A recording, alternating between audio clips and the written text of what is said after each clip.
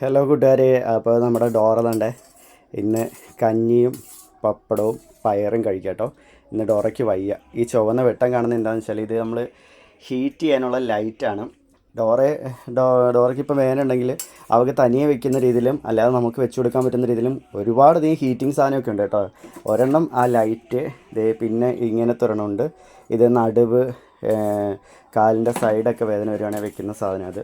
പിന്നെ വേറൊരു ഹീറ്റിംഗ് മെഷീനുണ്ട്.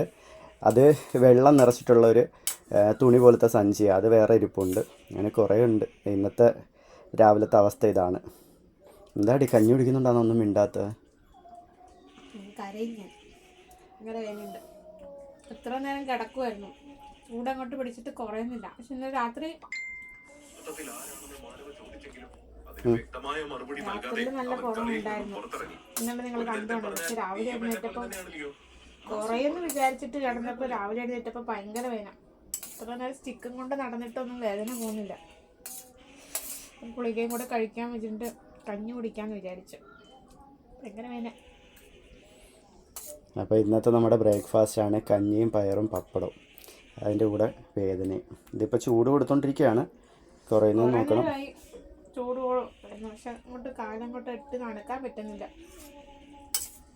അതല്ലല്ലോ അങ്ങനെ നമുക്കിച്ചിരി ഒന്ന് നിവർന്ന് നിൽക്കാൻ പറ്റുന്ന സാഹചര്യത്തിലല്ലോ എപ്പോഴും ഇങ്ങനെ തന്നെയാണ്. പിന്നെ ഒരുപാട് പേര് പറയുന്നുണ്ട് കൃപാസനത്തിൽ പോകാനായിട്ട്. നമ്മൾ കൃപാസനത്തിൽ ഉടമ്പടി എടുത്തിട്ടുണ്ട്. ഡോറയെ കൊണ്ടുപോയി നേരിട്ട് നമുക്ക് കൊണ്ടുപോകാൻ പറ്റുന്ന സാഹചര്യം അല്ലാത്തതുകൊണ്ട് ഡോറയെ നമ്മൾ കൊണ്ടുപോയിട്ടില്ല. പക്ഷേ ഉടമ്പടി നമ്മൾ എടുത്തിട്ടുണ്ട്. ഉടമ്പടി നമ്മൾ സ്ഥിരം പുതുക്കുന്നുണ്ട്.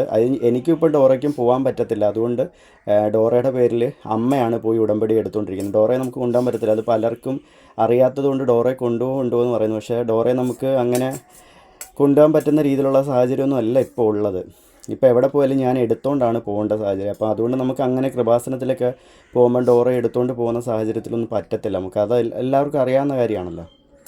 അതുകൊണ്ട് ഡോറയായിട്ട് പോകാത്തത്. അപ്പോൾ ഇന്നത്തെ വിശേഷം ഇതാണ് കൂട്ടുകാരെ.